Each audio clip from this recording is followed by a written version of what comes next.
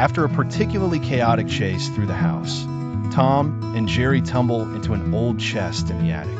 Inside, they find a frozen, ancient map belonging to a long-lost Arctic explorer, showing the location of a legendary golden salmon at the North Pole. The promise of such a priceless treasure creates a temporary truce. They agree to work together to find it and split the rewards. Tom dreams of buying a lifetime supply of catnip, Jerry of a fortress made of cheese.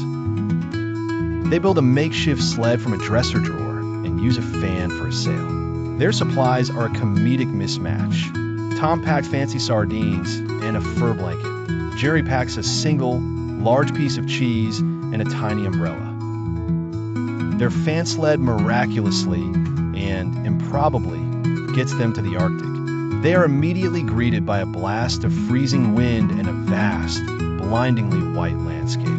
Their summer fur and lack of pants are suddenly a major problem. Seeing a hole in the ice, Tom decides to try and catch breakfast.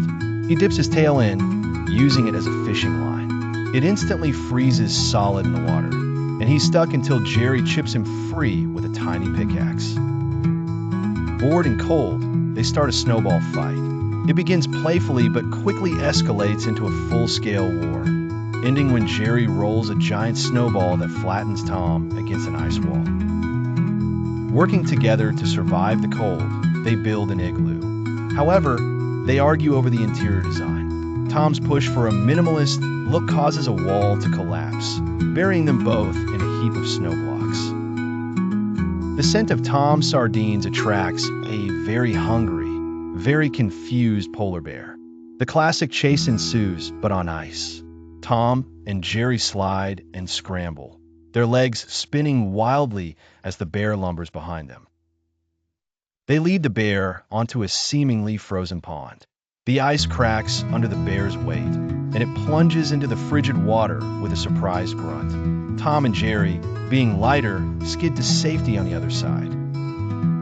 That night, the northern lights dance overhead. Jerry notices the colors in the sky match the strange symbols on their map. They realize the lights are providing a direction, pointing them toward a specific glacier. Following the lights, Tom doesn't look where he's going and falls into a deep, dark crevasse. Jerry, showing their new partnership, finds a long, frozen fish and lowers it down for Tom to climb up.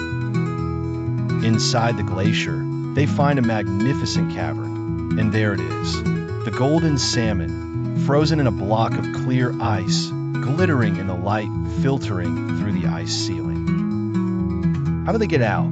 They can't ship it without damaging it. Tom has an idea. Using Jerry's magnifying glass from his umbrella and the focused light of the aurora, they create a precise laser-like beam to melt the ice around the salmon.